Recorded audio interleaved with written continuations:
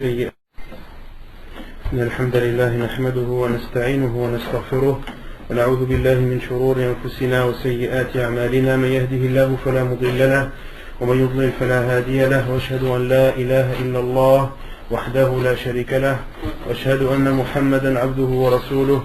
يا أيها الذين آمنوا اتقوا الله حق تقاته ولا تموتن إلا وأنتم مسلمون. يا أيها الناس اتقوا ربكم الذي خلقكم من نفس واحدة وخلق منها زوجها وبث منهما رجالا كثيرا ونساء، واتقوا الله الذي تساءلون به والأرحام إن الله كان عليكم رقيبا. يا أيها الذين آمنوا اتقوا الله وقولوا قولا سديدا يصلح لكم أعمالكم ويغفر لكم ذنوبكم، ومن يطع الله ورسوله فقد فاز فوزا عظيما. أما بعد، فإن أصدق الحديث كتاب الله تعالى، وخير الهدي هدي محمد صلى الله عليه وسلم، وشر الأمور محدثاتها وكل محدثة بدعة وكل بدعة ضلالة وكل ضلالة في النار. أما بعد. Donc toujours dans l'explication, les commentaires sur le livre intitulé Al-Wajiz fi fiqh sunnati wal kitab al-aziz du Cheikh Abdul Azim ibn Badawi al-Khilafi. Quant à la semaine dernière, on avait traité des horaires dans lesquels il était interdit de prier. Les horaires où il est interdit de prier sont au nombre de combien? De 5. Quelles sont-elles? Qui peut répondre? Parce que j'ai remarqué, toutes les semaines c'est toujours les mêmes qui répondent, et j'ai l'impression que les autres, soit ils ne comprennent pas ce que je dis, soit ils ne sont pas sérieux, soit ils sont timides, soit... Nasser. Les 5 horaires de prière qu'on a cités, dans lesquels il est interdit de prier. Après la prière de Subh, jusqu'à ce que le soleil s'élève, jusqu'à ce qu'il s'élève. Et là, il y a 2 horaires. Il y a la première heure où il est interdit, c'est après la prière de Subh jusqu'au lever. Et au moment du lever, jusqu'à ce qu'il s'élève, jusqu'à ce que le soleil s'élève d'un mètre. Là, ça en fait 2. Ensuite, pendant l'heure du zénith, ça en fait 3. Après la Asr, c'est-à-dire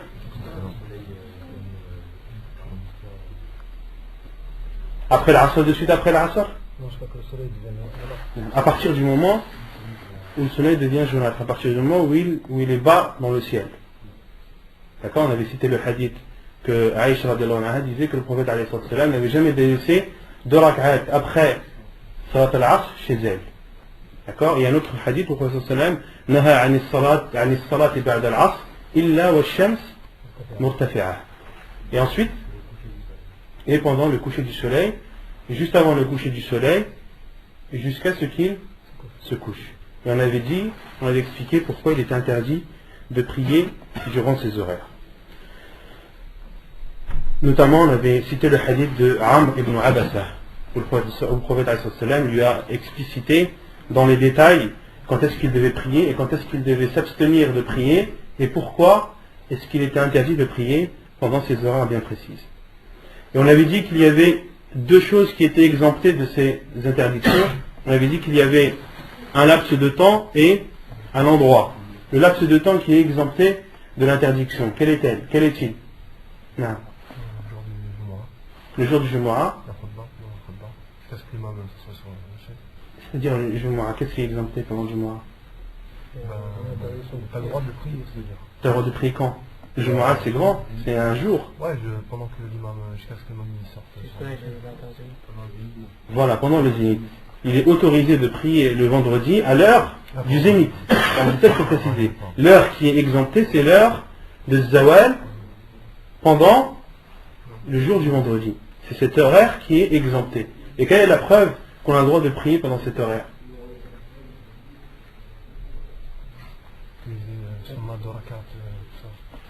Parce que le prophète sallam nous a énuméré dans un hadith les choses qui sont préférables à faire et les choses que l'on doit faire pour pouvoir avoir la récompense d'être récompensé, d'être pardonné de nos péchés jusqu'au vendredi suivant. Le prophète sallam a dit de se parfumer, de mettre ad-dihn, de mettre du zayt, de ne pas séparer de personne.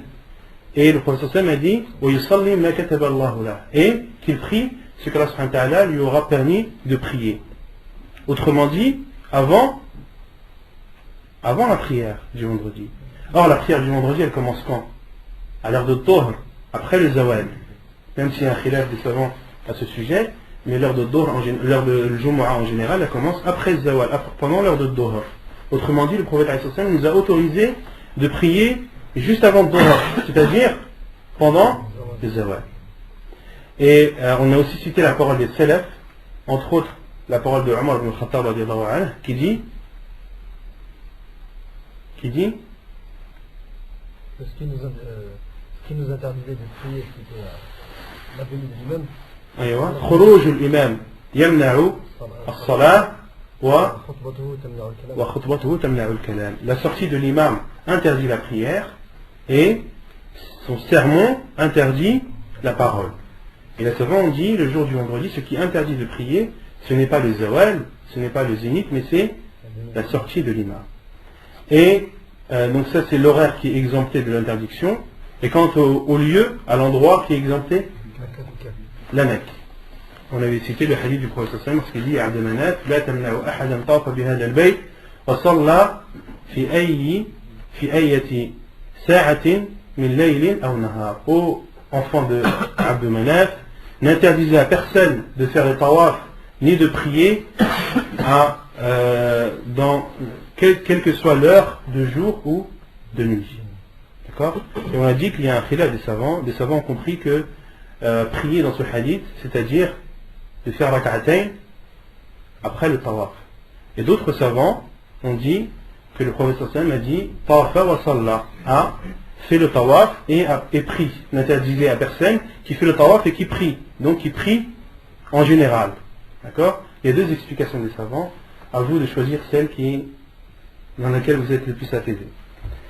Mais l'avis de l'auteur et de beaucoup de savants, c'est que la prière est autorisée à la Mecque à n'importe quelle heure du jour ou de la nuit. Et qu'est-ce qui est interdit pendant ces horaires? Donc là on a dit qu'il y a des horaires où il est interdit de prier. Mais quelles sont ces prières qui nous sont interdites pendant ces horaires? Est-ce que c'est toute prière? Quelles sont les prières qui nous sont autorisées? On avait cité des exemples. Celle qui est interdite, on a donné la règle, c'est celle qui est surérogatoire, qui est purement surérogatoire. Celle que la personne fait de son propre gré, sans aucune raison ni justification. Parmi les choses qu'on avait citées qui est autorisées, c'est de rattraper les prières obligatoires et les prières surérogatoires. Les prières obligatoires, on a dit, le hadith du prophète sallallahu man nama an salatin aw nasiyaha falyusalliha idha dhakaraha. Lorsque vous oubliez ou que vous dormez pendant une prière, accomplissez-la au moment où vous vous en rappelez, c'est-à-dire à n'importe quelle heure. Et on a dit qu'il était aussi autorisé de rattraper les prières surérogatoires. On avait dit que le prophète avait rattrapé sunnat ad-dhuhr après al-asr.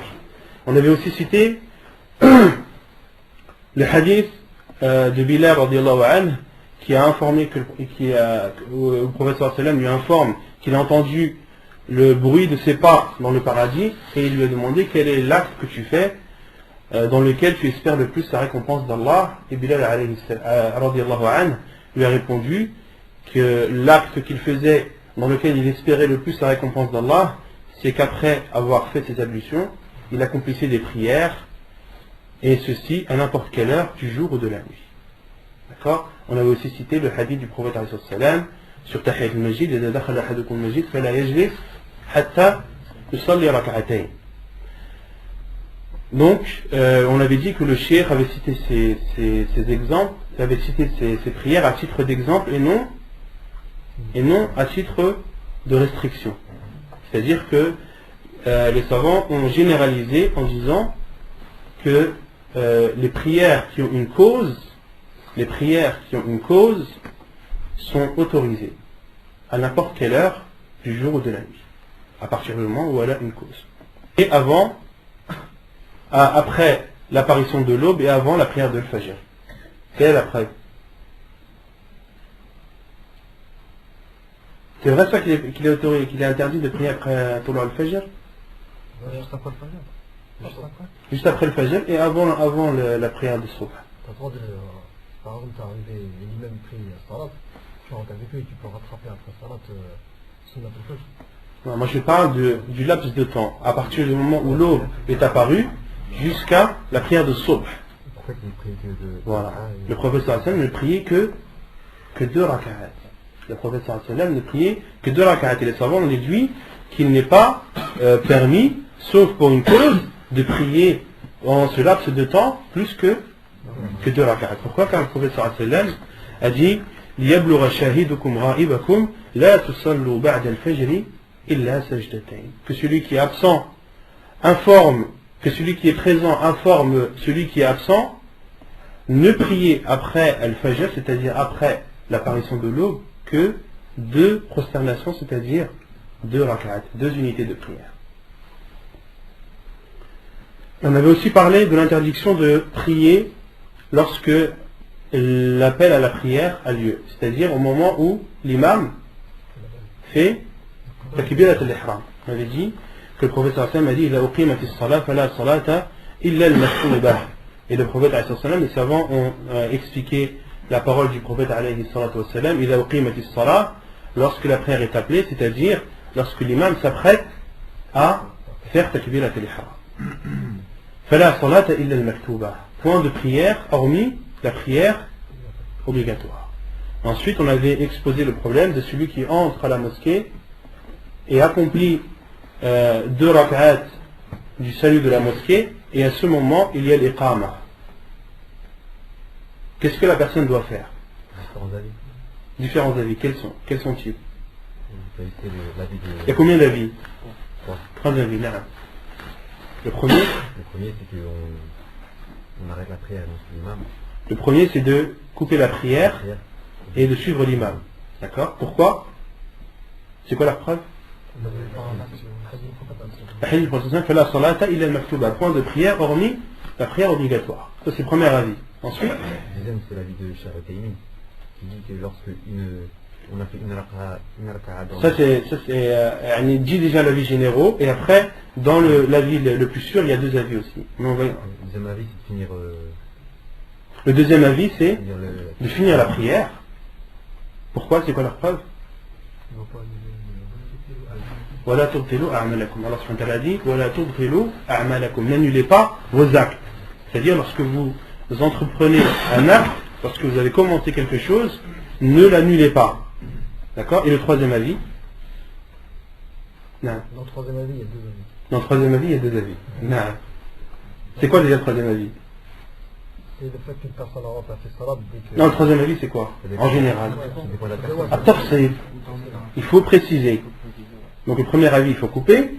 Le deuxième avis, il faut continuer. Et le troisième avis, il faut préciser. En fonction des circonstances. Donc, quels sont les avis des savants sur justement ces précisions? Non, pardon. Premier, je crois, ça dépend où la personne elle a atteint, si elle a fait la première rak'at, elle a terminé. Non? Ça, c'est l'avis de qui? Cheikh Al-Utaymin. Cheikh Al-Utaymin, qu'est-ce qu'il dit? Il dit que ça dépend, si la personne si elle a fait la première rak'at, elle a la deuxième, elle continue. D'accord. Et la deuxième, si elle n'a pas terminé, ben, je pense qu'elle arrête. Donc l'avis de Cheikh Al-Utaymin, rahimahullah, il dit, lorsque la personne a terminé une rak'at entière, la première rak'at entière, au moment de l'iqama, il continue sa prière. Pourquoi? Hein? Parce qu'il s'est basé sur le hadith du prophète non. Il s'est basé sur le hadith du prophète celui qui atteint une unité de prière, il a atteint la prière. Donc Cheikh Ibn al-Utaymin considère qu'à partir du moment où la personne a accompli une prière, a une unité de prière dans sa totalité, avec son recours et ses 2 prosternations, il a alors atteint la prière, donc il doit continuer. D'accord? Et l'avis de Cheikh Al-Albani, il dit que si tu as le temps de terminer avant que l'imam يكبر باش تعمل يستطاع باش نعم Cheikh Al-Albani rahimahullah il a un autre avis qui est de voir en fonction des circonstances, en fonction de la personne qui prie et de l'imam, comment est-ce qu'il préside. Si la personne a l'habitude de faire des rak'at légères et qu'elle sait qu'elle pourra atteindre le takbirat al-ihram, le premier takbir, avec l'imam, dans ce cas, elle continue. Ou si elle sait par exemple que l'imam a l'habitude d'allonger ou d'insister sur l'alignement des rangs, et qu'il insiste, etc., il sait qu'il a du temps qui lui permettra de terminer sa prière et de pouvoir faire takbirat al-ihram avec cet imam. Mais s'il sait que dans un cas ou l'autre, il ne pourra pas faire takbirat al-ihram, il doit sortir de la prière. On avait dit comment sortir de la prière. Est-ce qu'on fait le salam ou pas? Non. On avait dit que les trois savants, rahimahullah, Cheikh Ibn Baz, Cheikh Al-Albani, Cheikh Ibn Uthaymin, rahimahullah al-Jami', disent que la personne doit sortir de la prière sans faire de taslim. طيب يقول المؤلف المواضع التي نهى عن الصلاة فيها عن أبي هريرة رضي الله عنه أن رسول الله صلى الله عليه وسلم قال فضلت على الأنبياء بست أعطيت جوامع الكلم ونصرت بالرعب وأحلت لي الغنائم وجعلت لي الأرض طهورا ومسجدا وأرسلت إلى الخلق كافة وختم بالنبيون حديث صحيح رواه مسلم. Donc après avoir parlé des horaires dans lesquels il n'est pas autorisé de prier, l'auteur parle ensuite des endroits dans lesquels il n'est pas interdit, dans lesquels, il est interdit de prier. Selon Abu Huraira, radiyallahu anhu, qu'Allah l'agréé, le prophète sallallahu alayhi wa sallam a dit Fuddiltu ala al-anbiya'i bisit. J'ai été surpassé vis-à-vis des autres prophètes sur 6 choses.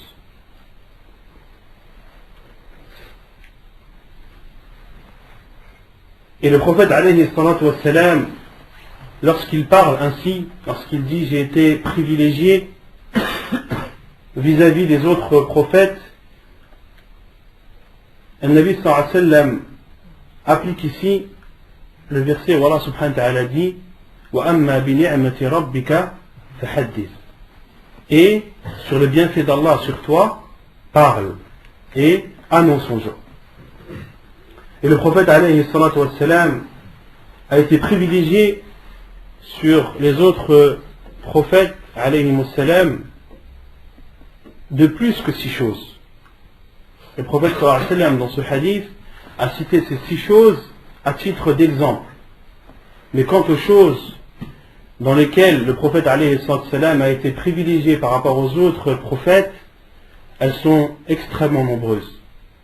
L'imam al-Suyuti rahimahullah a même fait un livre qu'il a appelé Khasa'is al-Nabi sallallahu alayhi wa sallam, où il a énuméré plus de 200 choses ou 200 privilèges que le prophète sallallahu alayhi wa sallam a au-dessus des autres envoyés d'Allah.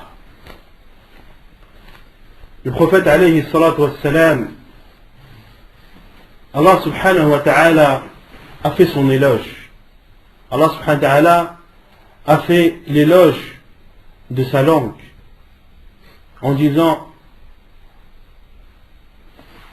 وَمَا يَنْطِقُ عَنِ الْهَوَى إِنْ هُوَ إِلَّا وَحْيٌ يُوحَى.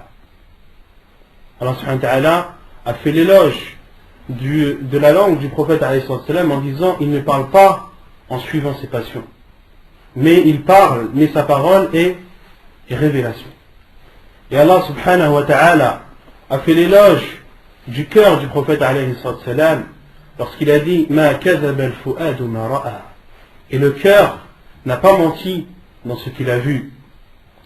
Et Allah subhanahu wa ta'ala a fait l'éloge de son prophète sallallahu alayhi wa sallam dans sa totalité lorsqu'il dit Noun wal qalami wa ma yasturun ma anta bi ni'mati rabbika bi majnun wa inna laka la ajran ghayra mamnun وإنك على خلق عظيم. Le prophète, Allah subhanahu wa ta'ala, a fait l'éloge de son prophète alayhi salatu wassalam en disant sur son comportement qu'il était manifeste, qu'il était immense. Et qui a fait l'éloge? C'est Allah subhanahu wa ta'ala, le Seigneur de l'univers. Il a fait l'éloge du prophète alayhi salatu wassalam. Et quel éloge est plus grande et plus immense, et quel éloge fait le plus d'effet et est plus véridique que l'éloge du Seigneur de l'univers envers un de ses serviteurs, et ici le prophète alayhi salatu wassalam. Allah subhanahu wa ta'ala a aussi juré par la vie du prophète alayhi salatu wassalam en disant la'amruk innahum lafi sakratihim ya'mahun. Allah subhanahu wa ta'ala a juré par la vie du prophète alayhi salatu wassalam en parlant des mushrikines que malgré qu'ils voient les versets d'Allah, les signes d'Allah, les signes de son existence, les signes qui prouvent que le prophète alayhi salam est son envoyé, Allah subhanahu wa ta'ala dit la'amruk innahum lafi sakratihim ya'mahun. Ils sont dans leur état d'ébriété dans les profondeurs du ténèbre. Allah subhanahu wa ta'ala a dit à son prophète, tu as beau leur parler à ces mushrikines, ils sont dans un état d'ébriété, ils sont sous.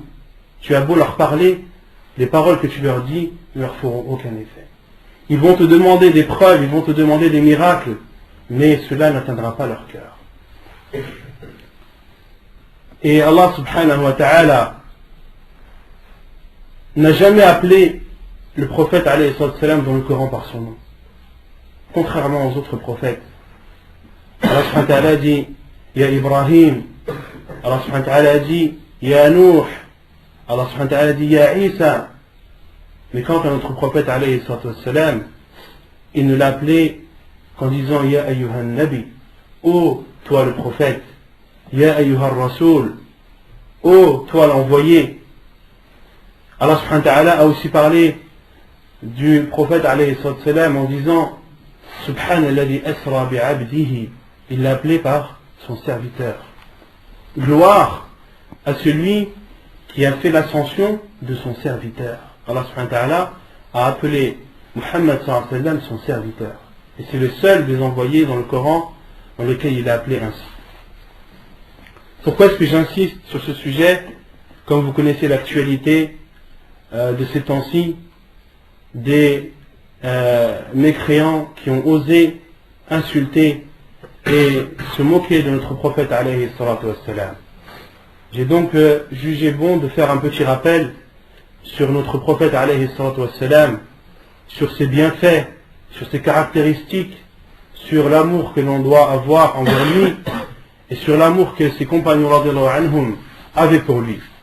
Le prophète alayhi salatu wassalam a dit dans un hadith Thalathun man kunna fihi wajada bihinna halawat al-iman.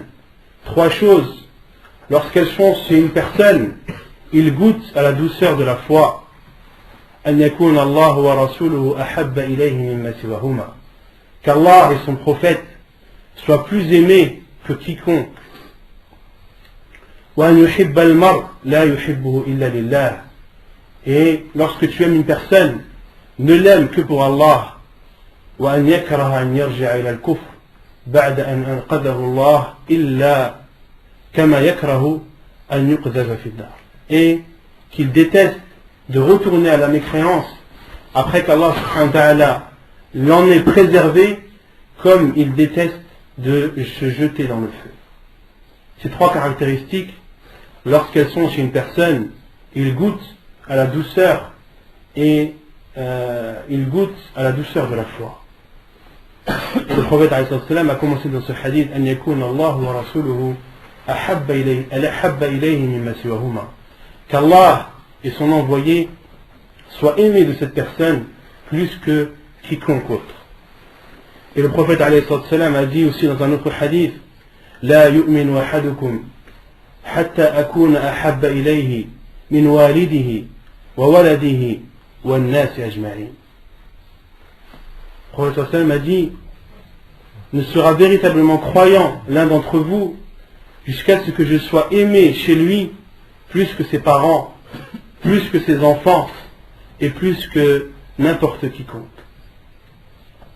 Et Omar radiallahu anhu lui a répondu: ô envoyé d'Allah, je t'aime plus que mes parents, je t'aime plus que mes enfants, mais je ne t'aime pas plus que moi-même. Et le prophète alayhi salam lui a dit que pour être véritablement croyant, avoir une foi complète, il faut aussi que tu m'aimes plus que toi-même. Et Omar radiallahu anhu de suite a dit: ô Allah, je t'aime plus que moi-même. Ô envoyé d'Allah, je t'aime plus que ma personne. Et le prophète alayhi salam lui a répondu: Al-ana ya Omar, maintenant Omar.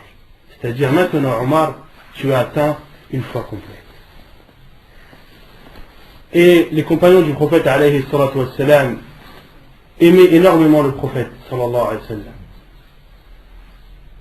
Pendant le pèlerinage, lorsque le prophète sallallahu alayhi wa sallam s'est rasé la tête, les compagnons radiallahu anhum venaient presque à se battre pour recueillir les cheveux du prophète sallallahu alayhi wa sallam.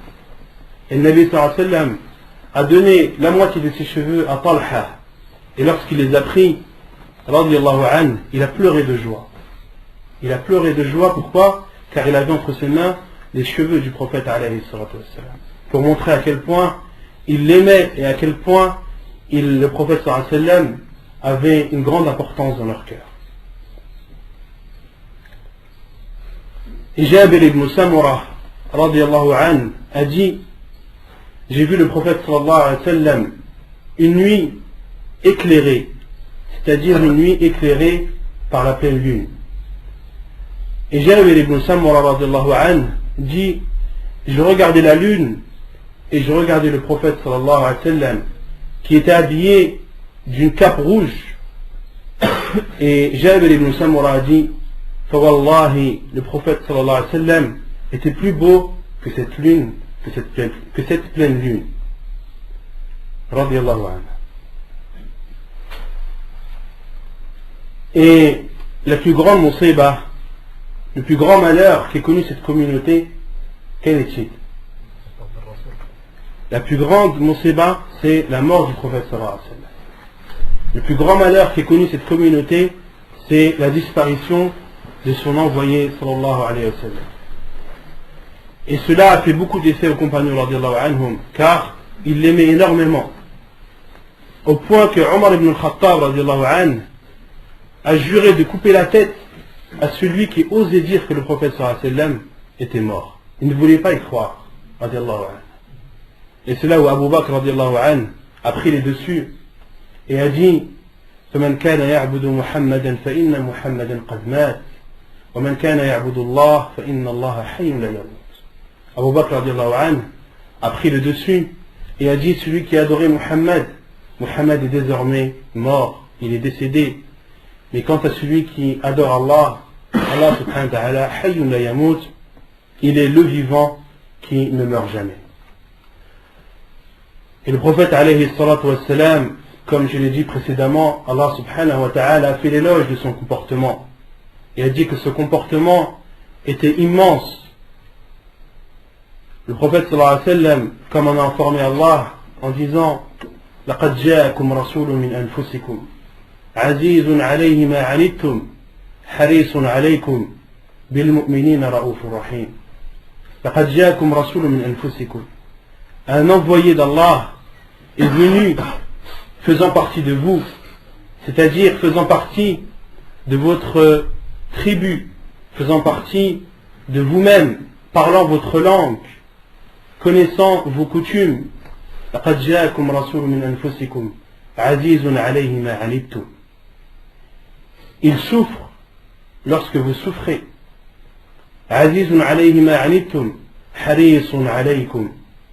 Et il donne beaucoup d'importance à vos personnes. حَرِيصٌ عَلَيْكُمْ أي حَرِيصٌ عَلَى هِدَايَتِكُمْ. Et le prophète sallallahu alayhi wa sallam est motivé et donne beaucoup d'importance à notre guidée. Il donne beaucoup d'importance à ce que l'on suive le seul chemin, le seul et unique qui nous emmène au paradis. bil mu'minina ra'ufur rahim. Et envers les croyants, le prophète sallallahu alayhi wa sallam est doux et miséricordieux. Le prophète sallallahu alayhi wa sallam avait le meilleur comportement envers ses femmes. Et il a dit: le meilleur d'entre vous est celui qui est meilleur envers sa famille. Et moi, je suis celui qui est le meilleur envers sa famille. Et une fois, le prophète alayhi salatu wassalam, des femmes sont venues se plaindre du comportement de leur mari envers elles. Et le prophète sallallahu alayhi wa sallam a dit: des femmes sont venues se plaindre chez la famille de Muhammad sallallahu alayhi wa sallam, se plaindre du comportement de leur mari. Et moi, je vous informe que ce ne sont pas les meilleurs d'entre vous. Le prophète sallallahu alayhi wa sallam a informé que ceux qui se comportent d'une façon non correcte avec leurs femmes ne font pas partie des meilleurs, ne font pas partie des meilleurs de cette communauté. Et Anas radiallahu anhu a dit: je n'ai jamais vu une personne plus miséricordieuse, plus douce que le prophète sallallahu alayhi wa sallam envers sa famille. Aïcha radiallahu anha a informé que le prophète sallallahu alayhi wa sallam n'a jamais levé sa main sur une femme ni sur un serviteur. Le prophète sallallahu alayhi wa sallam n'a jamais levé sa main, il n'a jamais frappé une femme ou un serviteur, celui qui était à son service. Et Anas radiallahu anhu rapporte même qu'il était au service du prophète sallallahu alayhi wa sallam pendant 9 années. Et durant ces 9 années, le prophète sallallahu alayhi wa sallam ne l'a jamais repris, ne lui a jamais dit: pourquoi as-tu fait cela, ou pourquoi as-tu délaissé ceci. Le prophète sallallahu alayhi wa sallam était doux envers les enfants, envers les femmes, lorsqu'il présidait la prière et qu'il entendait les pleurs des enfants. Le prophète sallallahu alayhi wa sallam raccourcissait la prière, car il savait que la mère de cet enfant était peinée de voir et d'entendre cet enfant pleurer. Le prophète sallallahu alayhi wa sallam s'empressait de finir la prière pour soulager cette femme. Et le prophète sallallahu alayhi wa sallam, il visitait Al-Baqi', le cimetière, et se rappelait l'au-delà et pleurait alayhi salatu wa salam. Il visitait Al-Baqi' très souvent. Il a même prié sur Shuhada Uhud, sur ceux qui ont péri dans la bataille de Uhud. Le prophète sallallahu alayhi wa sallam a prié sur eux 8 années après. Le prophète sallallahu alayhi wa sallam a prié sur eux 8 années après. Et parmi aussi ses comportements, le prophète alayhi salatu wa salam visitait les malades, même s'il faisait partie des juifs et des chrétiens. Il avait pour habitude de visiter les malades. Et le prophète alayhi salatu wa salam, parmi ses comportements, il y a la modestie. Il aimait s'asseoir avec les pauvres, contrairement à beaucoup de personnes qui, lorsqu'ils voient un pauvre, ils s'en éloignent. Un pauvre les fait fuir. Or, le prophète sallallahu alayhi wa sallam aimait s'asseoir avec les pauvres. Il disait aussi: Allahumma hshurni fi zumratil masakin. Oh Allah, fais-moi ressusciter avec les pauvres. Et le prophète sallallahu alayhi wa sallam travaillait chez lui. Il recousait, il faisait la couture de ses vêtements, aidait ses femmes dans les tâches ménagères, aidait les compagnons radiyallahu anhum lorsqu'ils construisaient une mosquée. Et le prophète alayhi salatu wa salam, parmi ses comportements aussi, il respectait les grands et avait de la compassion pour les petits. Il a même dit: Laysa minna man lam yarham saghirana wa yuwaqqir kabirana. Il ne fait pas partie de nous celui qui ne respecte pas les personnes âgées, ni celui qui n'est pas doux et miséricordieux envers nos petits. Et le prophète alayhi salatu wa salam ce qui était connu de lui, c'est qu'il saluait les petits et s'amusait avec les petits. Une fois, le prophète alayhi salatu wassalam faisait khutbat al-jumu'ah, exhortait les gens le vendredi, et il a vu Al-Hassan et Al-Hussein radiyallahu anhuma, ses deux petits-fils, habillés d'une tunique rouge, qui couraient et trébuchaient. Et le prophète alayhi salatu wassalam est descendu, a pris Al-Hassan et Al-Hussein radiyallahu anhuma, puis a récité le verset où Allah subhanahu wa ta'ala dit Innama amwalukum wa awladukum fitna. Vos biens et vos enfants sont une tentation. Et le prophète alayhi sallam a dit, et lorsque j'ai vu Al-Hassan et Al-Hussein courir et trébucher, je n'ai pas résisté à la tentation de descendre et de les mettre devant moi. Sallallahu alayhi wa sallam. Et le prophète sallallahu alayhi wa sallam était modeste. Il disait Innama ana abd, faqulu abdullahi wa rasuluh. Je ne suis qu'un serviteur. Dites le serviteur d'Allah et son envoyé. Et le prophète sallallahu alayhi wa sallam disait La tatruni kama attarat al-nasara Isa ibn Maryam. N'abusez pas sur moi comme ont abusé des chrétiens sur Isa, le fils de Marie. Et le prophète sallallahu alayhi wa sallam était généreux. Il n'était jamais questionné sur une chose en rapport avec l'islam. On ne lui a jamais demandé une chose sans que le prophète sallallahu alayhi wa sallam ne la refuse. Il donnait toujours ce qu'on lui demandait.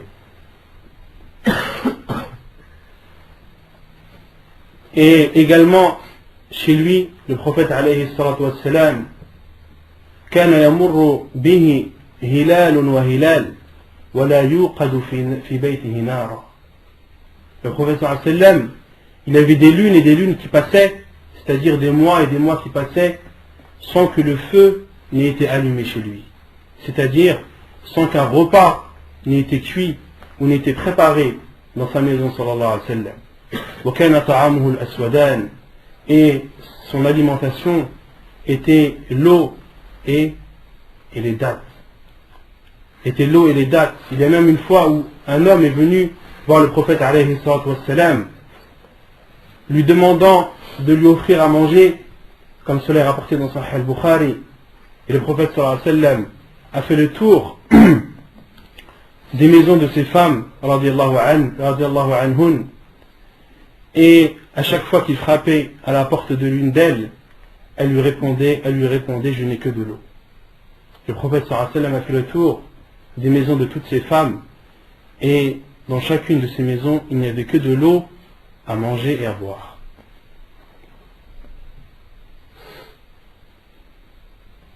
Et les compagnons radiyallahu anhum connaissaient la fin du prophète sallallahu alayhi wa sallam, voyaient la fin du prophète sallallahu alayhi wa sallam à la faiblesse de sa voix.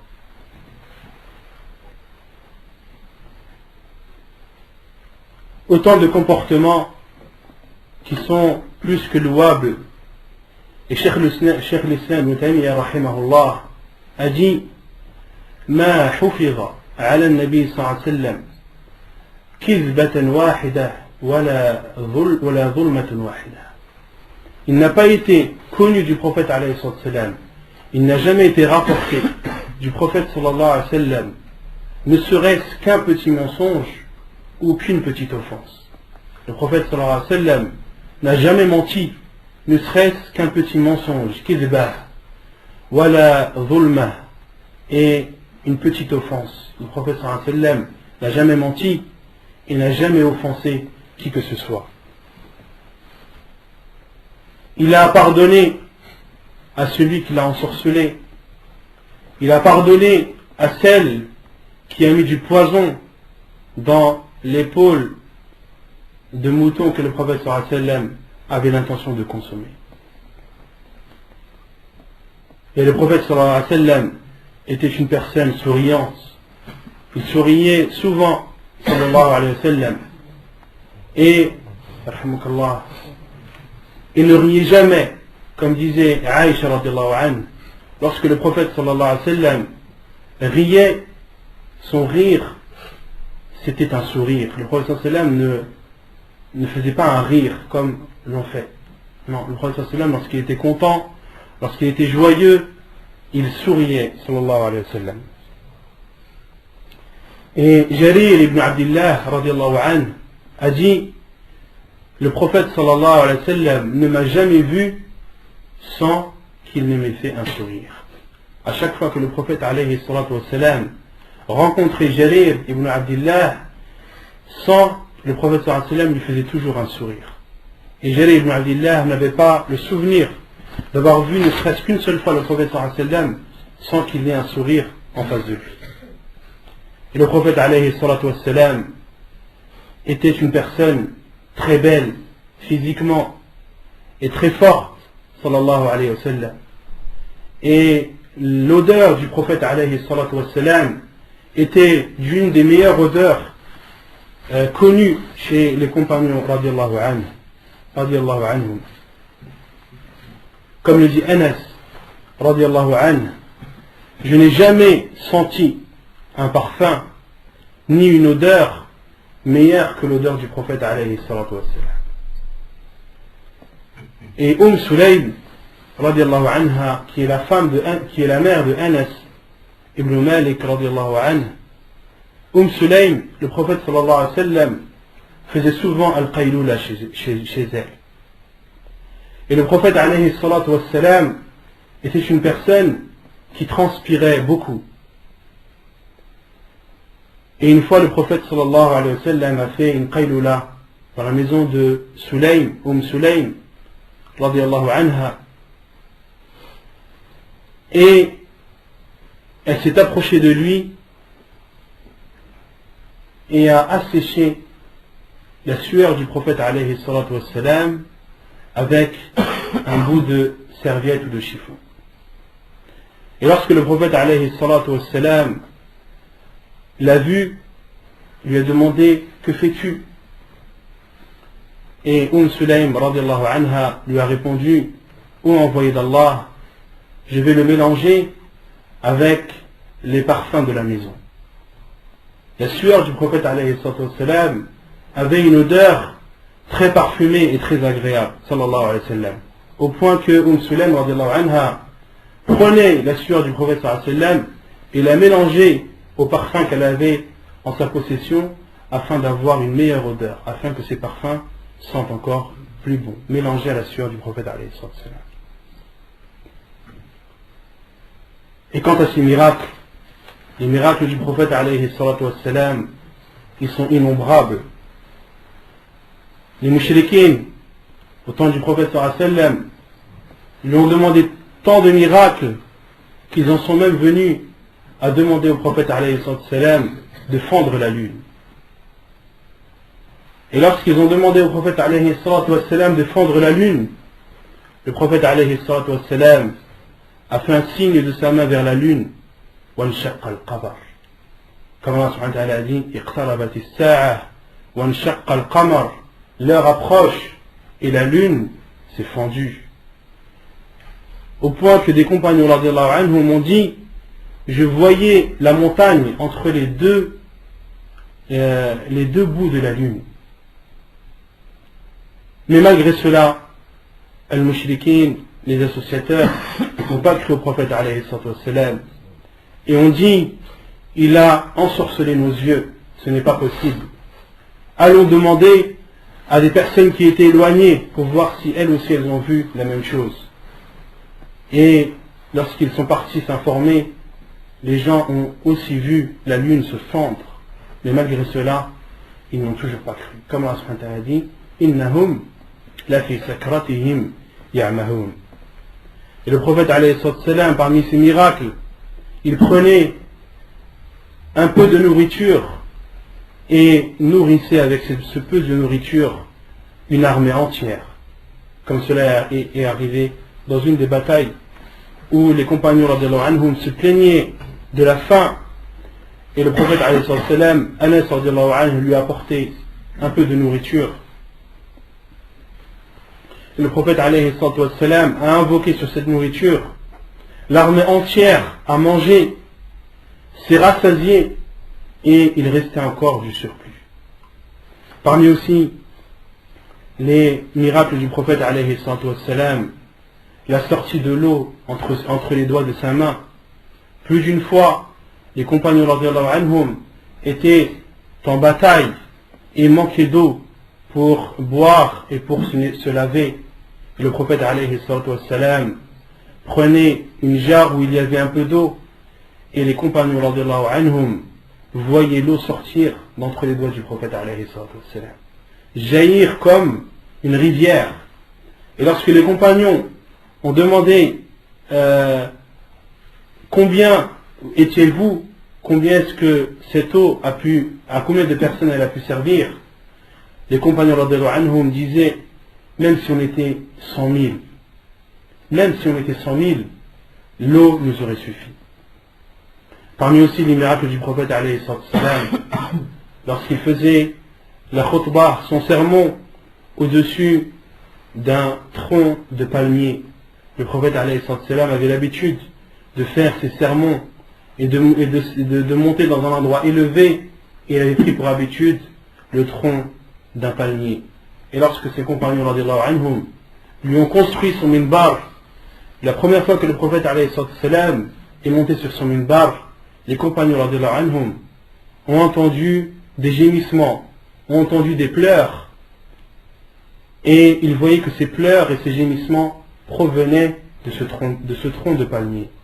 Et le prophète alayhi salam est descendu du minbar et a posé la main sur ce tronc de palmier, qui s'est ensuite tu et s'est calmé.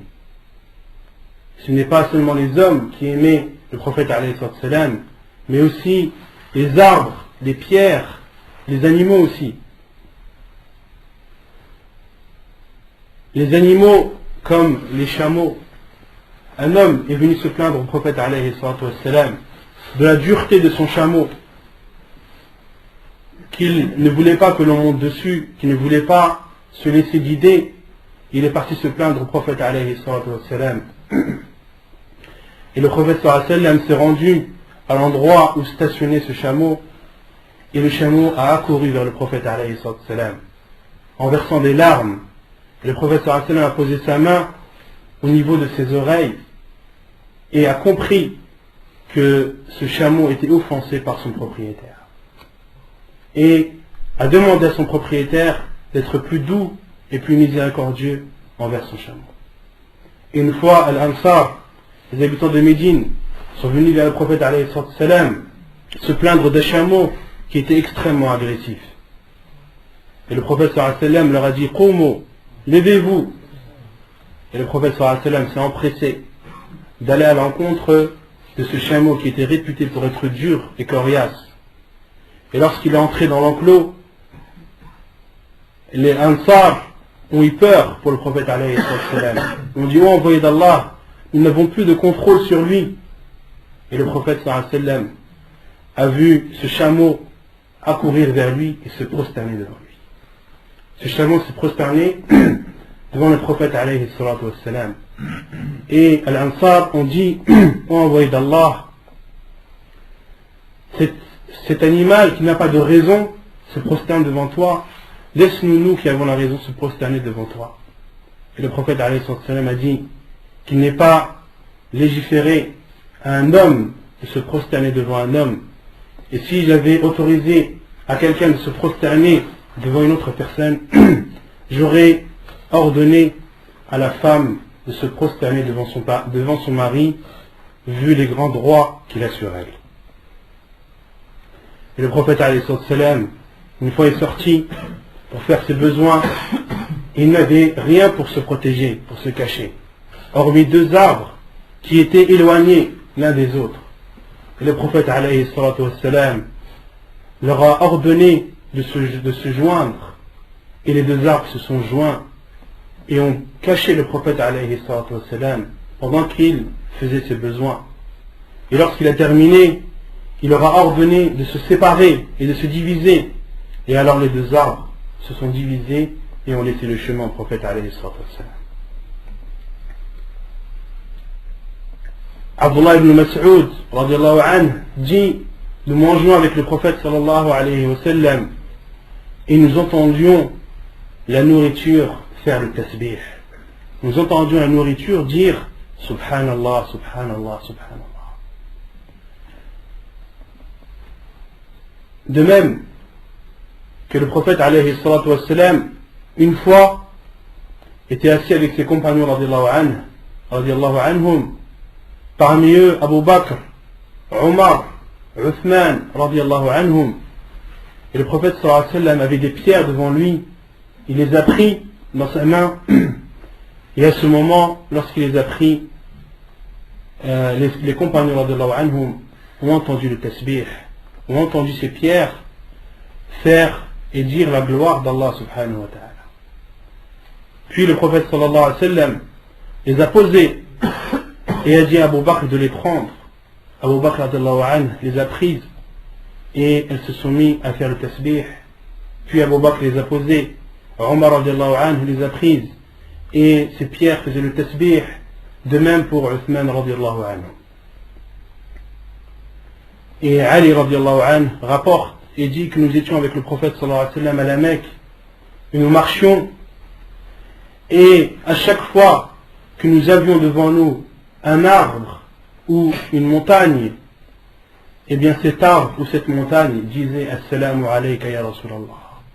Le prophète sallallahu alayhi wa sallam marchait dans les rues de la Mecque, et lorsqu'il passait devant un arbre ou une montagne, et bien cet arbre lui disait Assalamu alayka ya Rasulallah, la montagne lui disait Assalamu alayka ya Rasulallah, et les compagnons radiallahu anhum étaient en compagnie du prophète sallallahu alayhi wa sallam et entendaient le salam provenir de ces arbres et de ces montagnes. Et ce hadith est authentifié par Cheikh al-Albani rahimahullah. De même que les animaux ont attesté de la prophétie du prophète alayhi salatu wassalam, comme l'histoire de cet homme qui s'occupait de son troupeau de brebis jusqu'au moment où un loup est venu et a pris une de ses brebis comme proie. Et le berger s'est défendu et a réussi à libérer sa brebis des crocs de ce loup. Et alors le loup s'est mis à parler et a dit: tu me prives d'une pourvoyance qu'Allah subhanahu wa ta'ala m'a accordée. Et le berger s'est étonné. Et dans d'autres hadiths, il est dit que ce berger était un juif. Il s'est étonné. Un loup qui parle la langue des hommes, c'est une chose que je n'ai jamais vue. Et le loup lui a répondu: il y a une chose encore plus étonnante que cela. Muhammad sallallahu alayhi wa sallam, qui parle à ses compagnons des choses futures et des choses passées. Et lorsque cet homme est allé voir le prophète alayhi salatu wassalam et a proclamé son islam et sa conversion, le prophète sallallahu alayhi wa sallam a ordonné qu'on appelle as-salatu jami'a, qu'on appelle à la prière, et que tout le monde se rassemble. Et le prophète sallallahu alayhi wa sallam a dit à cet homme: raconte ce que tu as vu. Il a alors raconté, et le prophète sallallahu alayhi wa sallam a dit: innahu la haqq. Le prophète sallallahu alayhi wa sallam a juré que cela était la vérité. Les animaux attestent que le prophète sallallahu alayhi wa sallam est l'envoyé d'Allah, et des humains n'ont pas cette raison suffisante de pouvoir attester que le prophète sallallahu alayhi wa sallam est bel et bien l'envoyé d'Allah.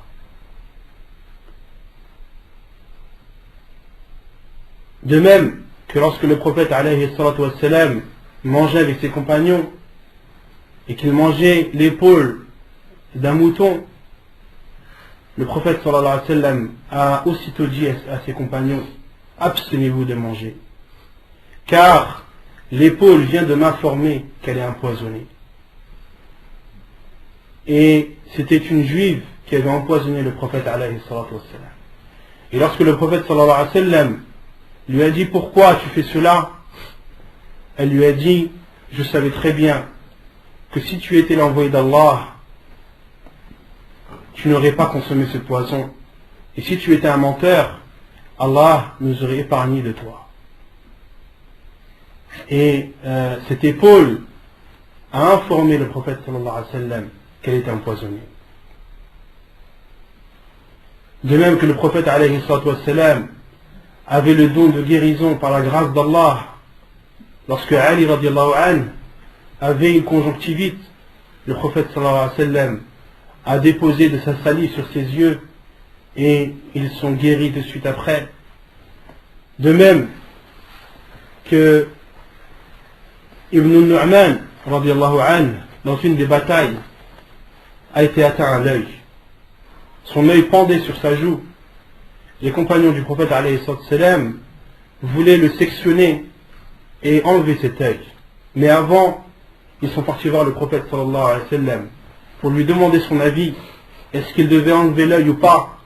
Et le prophète alayhi salam leur a dit là. Il a alors pris l'œil et l'a remis à sa place. Ibn Nu'man radiallahu anhu dit, et de mes deux yeux, c'était celui qui était en plus bonne santé. Parmi aussi les miracles du prophète alayhi salatu wassalam, le fait que ses invocations étaient exaucées alayhi salam.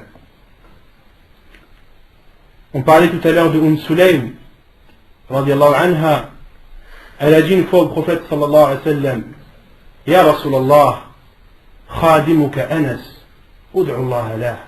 Ô envoyé d'Allah, celui qui est à ton service, Anas, fais une invocation pour lui en sa faveur.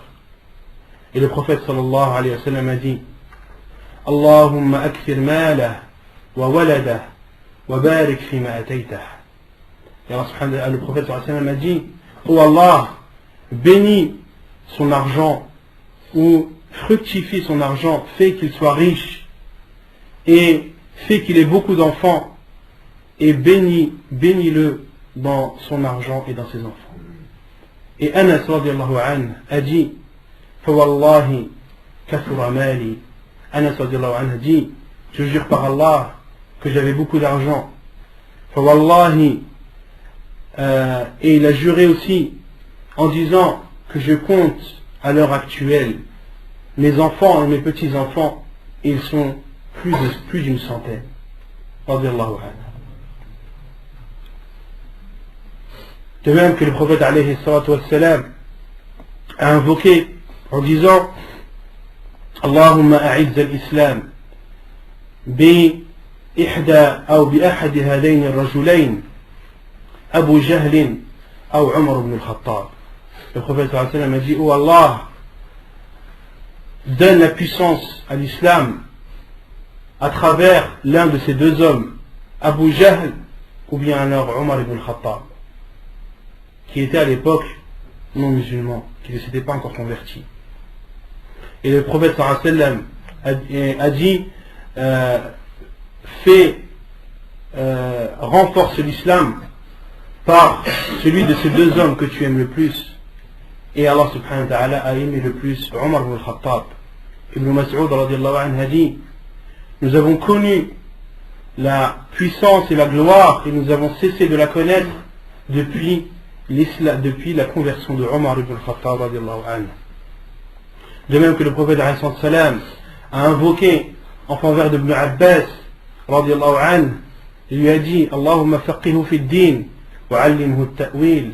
Oh Allah, facilite-lui la compréhension de la religion et apprends-lui l'exégèse, c'est-à-dire du Coran. Et Ibn Abbas radiallahu anhu, son laqab est turjuman du Coran. Les savants l'appellent celui qui interprète, l'interprétateur du Coran. De même que le prophète alayhi salam a invoqué en faveur de la mère de Abu Huraira radiallahu anhu, afin qu'Allah subhanahu wa ta'ala apaise son cœur et qu'elle se convertisse à l'islam. Et lorsque la mère d'Abu Huraira radiallahu anhu s'est convertie à l'islam, il est venu au prophète alayhi salatu wassalam et lui a dit, oh Allah, oh envoyé d'Allah, fais que les croyants nous aiment, moi et ma mère, et fais que nous, moi et ma mère, aimons les croyants. Et le prophète sallallahu alayhi wa sallam a dit, oh Allah, fais que les croyants aiment la mère et Abu Huraira et sa mère, fait que les croyants aiment la mère d'Abu Huraira et Abu Huraira, et fait que eux aiment les croyants. Et Abu Huraira radiallahu anhu a dit, et nous étions aimés de tous les croyants, et nous aimions tous les croyants. De même que le prophète alayhi salatu wassalam a invoqué contre Atba ibn Abi Lahab, qui était dur envers le prophète alayhi salatu wassalam, et l'a beaucoup offensé.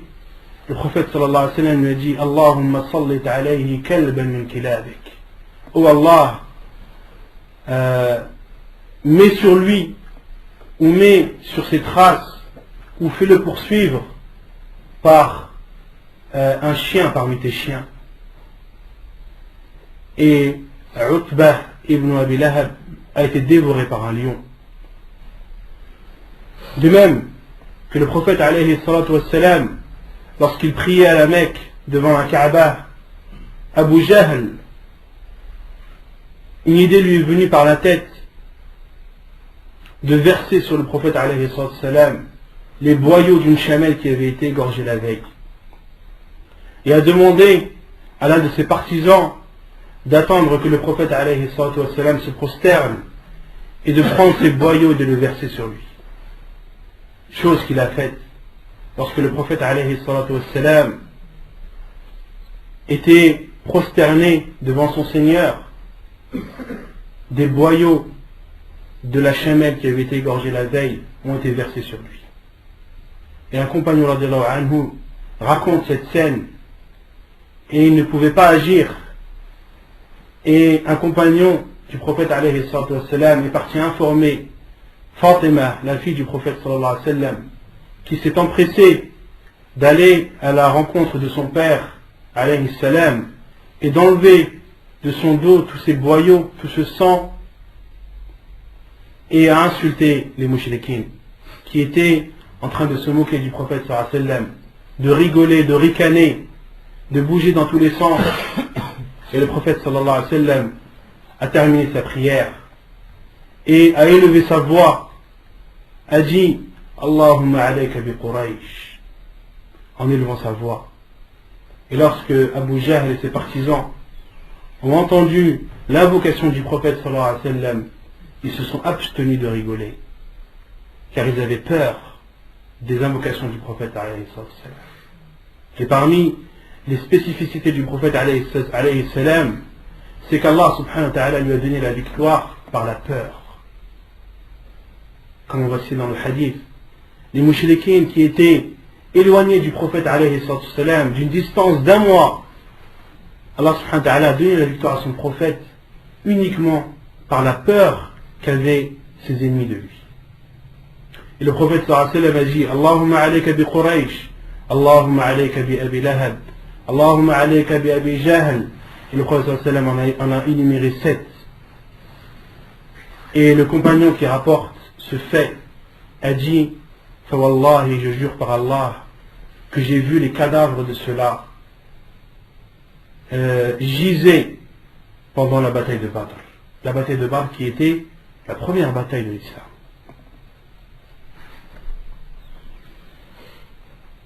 Et le prophète alayhi salam, parmi ses miracles aussi, lors d'une bataille, la bataille de Hunayn, le prophète alayhi salam a pris une poignée de sable et l'a jeté sur les mouchriquins en disant Shahatil wujuh. Et Allah subhanahu wa ta'ala, par cette poignée de sable, a aveuglé les yeux de tous ces mouchriquins qui ont reculé et ont fait marche arrière en s'essuyant les yeux qui étaient atteints par la poussière que le prophète alayhi salam avait prise de sa main.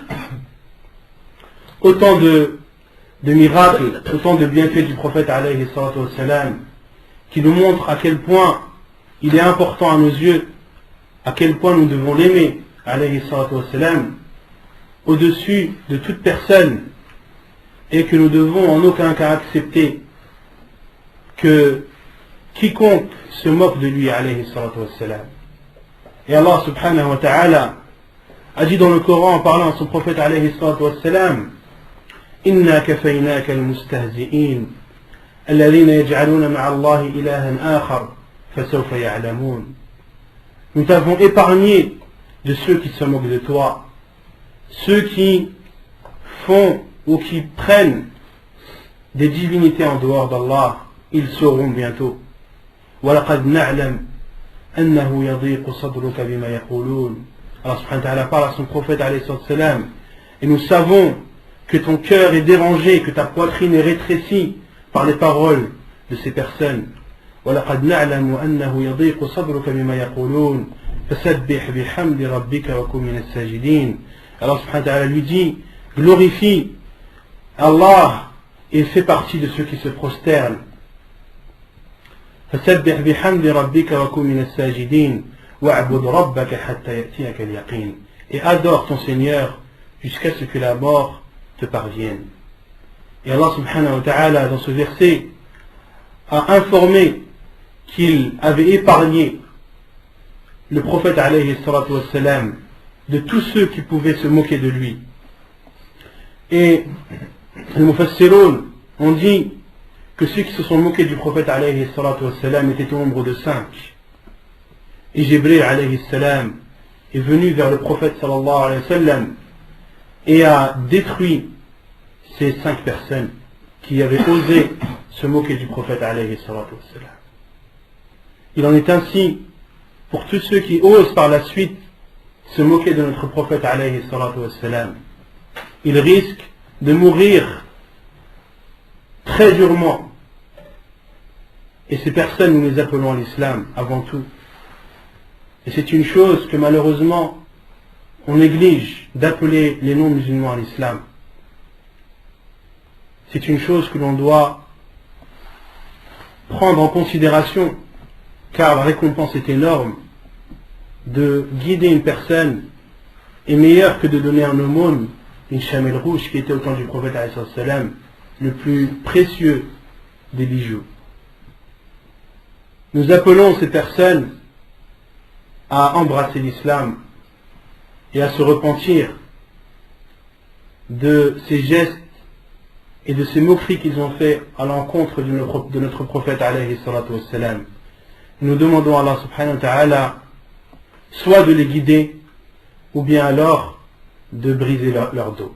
Nous demandons à Allah subhanahu wa ta'ala imma an yahdiyahum wa imma an yaqsima dhuhrahum.